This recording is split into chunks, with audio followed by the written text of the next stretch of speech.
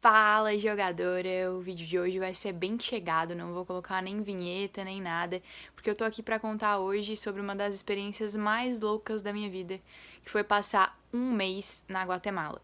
Eu não sabia absolutamente nada sobre a Guatemala antes de ir pra lá, e vocês já vão entender por que eu escolhi esse país pra tirar o meu visto americano, mas antes eu vou explicar um pouquinho do contexto que levou a tudo isso.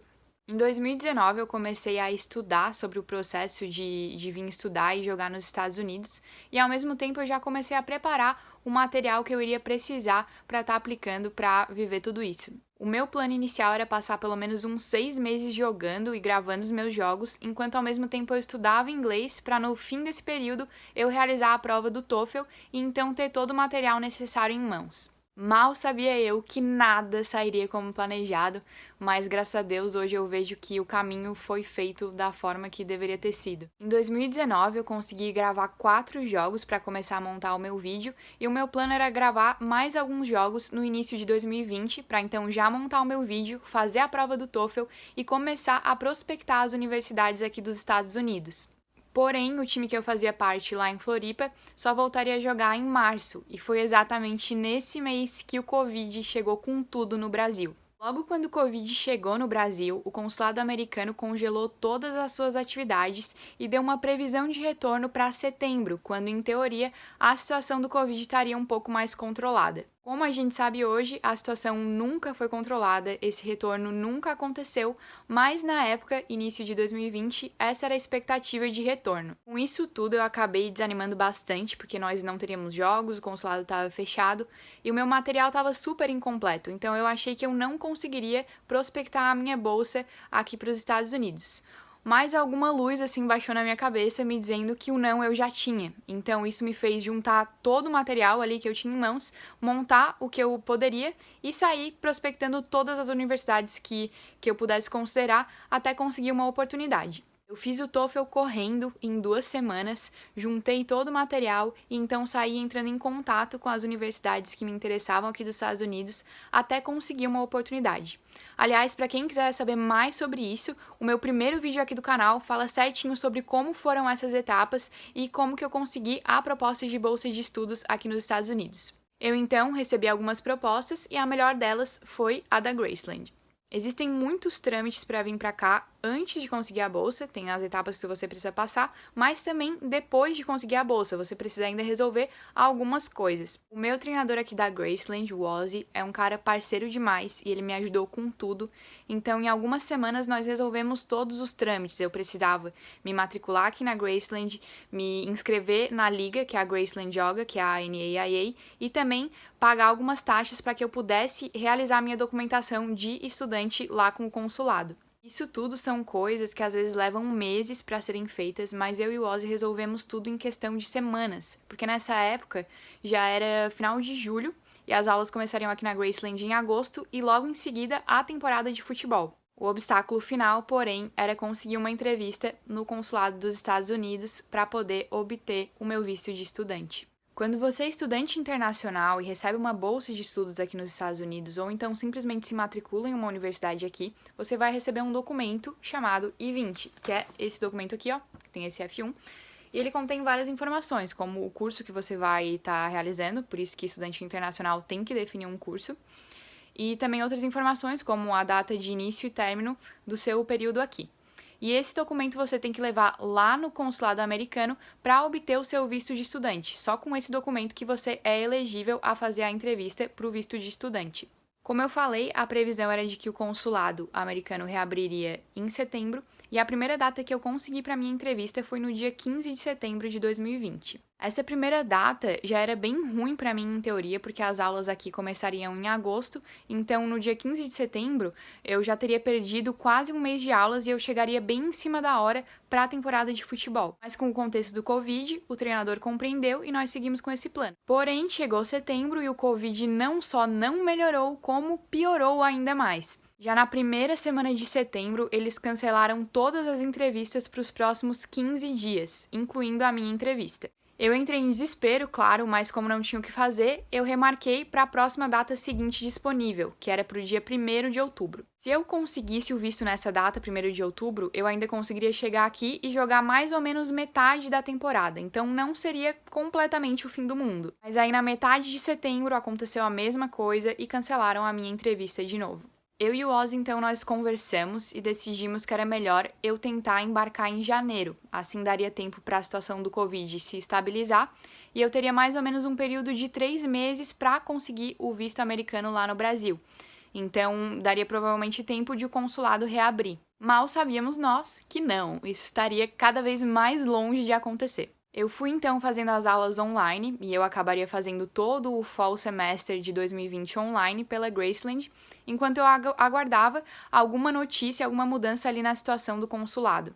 Aí remarquei o visto para o meio de outubro e foi cancelado. Remarquei então para o início de novembro e, de novo, foi cancelado. Aí remarquei novamente para o dia 16 de novembro e, adivinha, mais uma vez, foi cancelado. Eu fui começando a ficar nervosa de novo, porque já era quase dezembro, a ideia era eu embarcar em janeiro, o Covid só piorava e o consulado não dava nenhuma expectativa de reabertura. Vale mencionar também que eu apliquei um pedido de emergência para o consulado, você só tem direito a aplicar esse pedido de emergência uma vez durante a sua aplicação, e ele foi negado porque os únicos pedidos de emergência que estavam sendo levados em consideração eram pedidos de emergência relacionados ao Covid. No caso, se você fosse viajar para os Estados Unidos para fazer, por exemplo, uma pesquisa importante do Covid ou tivesse algum parente morrendo por causa do Covid, somente pedidos nesse sentido estavam sendo aceitos. Eu entrei também em contato com uma conhecida da minha família que trabalha lá na Embaixada dos Estados Unidos em Brasília e nem mesmo ela conseguiu me ajudar em absolutamente nada. Ela disse que aquela era a situação mesmo, que eram zero expectativas de reabertura e que eles não tinham nenhuma previsão de estar reabrindo porque a situação do Covid estava totalmente imprevisível. Aí eu tive o meu momento virada de chave. Eu lembro que exatamente um dia antes de cancelarem a minha entrevista do dia 16 de novembro, eu pensei o seguinte: eu preciso sair do Brasil até o início de dezembro. É a única maneira de eu conseguir esse visto, porque a situação aqui vai piorar, o consulado não vai abrir e nada vai mudar. Eu vou estar todo mês caindo na mesma situação. Comecei então a pesquisar sobre tirar o visto americano em outro país e não encontrei quase nada de informações. Para ser sincera com vocês, a única coisa útil que eu encontrei foi um vídeo de um cara aqui no YouTube que falava que era possível sim tirar o visto americano em um país terceiro, mas que o ideal seria você ter um motivo muito plausível para isso. Em termos de instrução, do que fazer, eu não encontrei nada. Mas aí eu pensei comigo mesmo, cara, a única coisa que eu preciso saber é que é possível. O resto do plano eu monto eu. E aí eu comecei a bolar o meu plano do zero. Primeiro eu comecei a pesquisar todos os países que estavam com a fronteira aberta para o Brasil. Nessa época, que era mais ou menos início para meio de novembro, tinham mais ou menos 60 países com a fronteira aberta para o Brasil. Eu então fui olhar quais desses 60 países estavam com o consulado americano aberto e funcionando para os serviços de visto. Eu olhei primeiro na América do Sul e não encontrei nenhuma opção. Os países que estavam com a fronteira aberta para o Brasil, como Argentina, Paraguai, Colômbia e Peru, eles estavam com o consulado na mesma situação do Brasil, ou seja, não estava funcionando. O Uruguai era o único país aqui da América do Sul que estava com o consulado aberto e funcionando, mas as fronteiras estavam fechadas para o Brasil. Eu cheguei a mandar um e-mail para o consulado do Uruguai perguntando se não tinha mesmo a possibilidade de eu fazer o meu visto lá, e eles me responderam basicamente falando para eu não ir lá de jeito nenhum, que eles só estavam dando prioridade pros uruguaios e que era para respeitar o fechamento das fronteiras. Descartada então a América do Sul, eu parti para a América Central, e foi aí que eu comecei a encontrar algumas opções. Depois de fazer a mesma filtragem, eu então encontrei 3 países da América Central que estavam com a fronteira aberta para o Brasil e o consulado americano funcionando. Era Jamaica, Bahamas e Guatemala. Faltava ainda então 2 etapas para o meu plano. Eu precisava ver como eu viajaria para algum desses países e como eu passaria um período de mais ou menos um mês lá, porque de acordo com os cálculos que eu estava fazendo, seria o período necessário para eu ter um tempo tranquilo assim para fazer a entrevista e receber o meu visto. A minha intenção era economizar o máximo, porque esse era um plano inesperado e eu precisava muito do apoio da minha mãe, sendo que ela já estava apoiando todo o meu plano dos Estados Unidos, que exige um investimento. De cara, então, eu já descartei a Bahamas porque a passagem era muito mais cara que os outros 2 países. Depois, eu comecei a pesquisar sobre oportunidades de Work Exchange.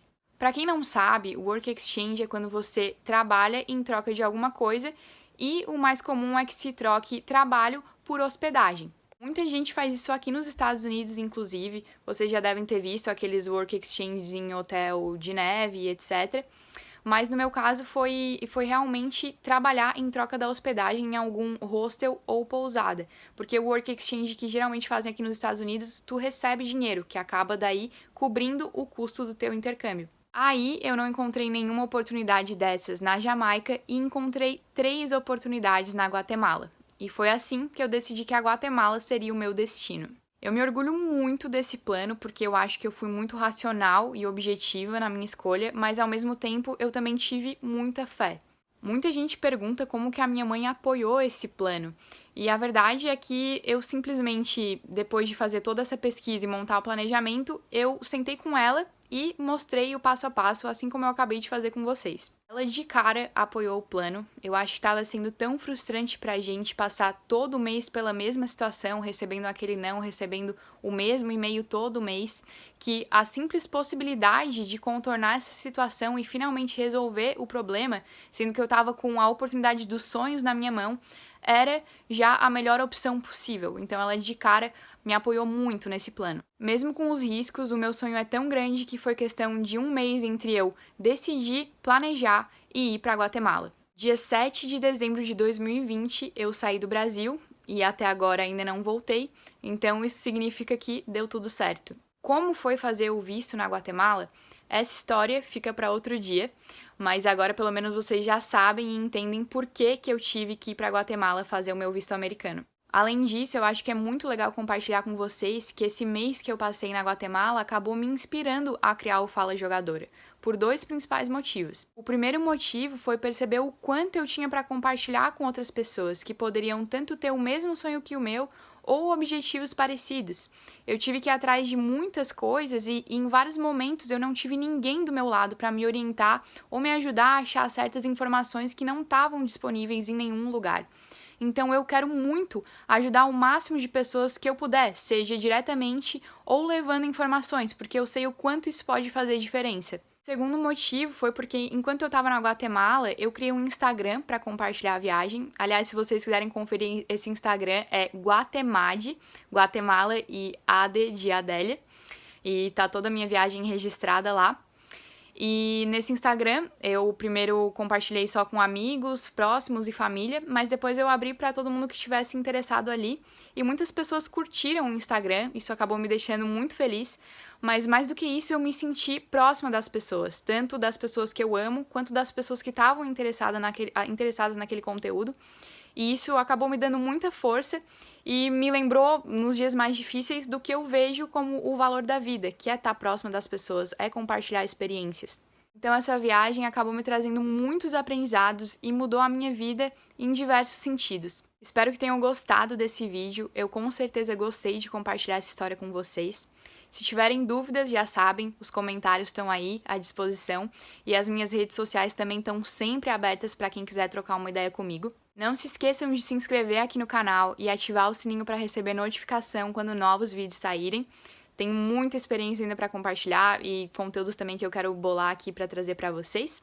E deixem aquele like aqui no vídeo para ajudar o Fala Jogadora a crescer cada vez mais. Nos vemos na próxima e falou!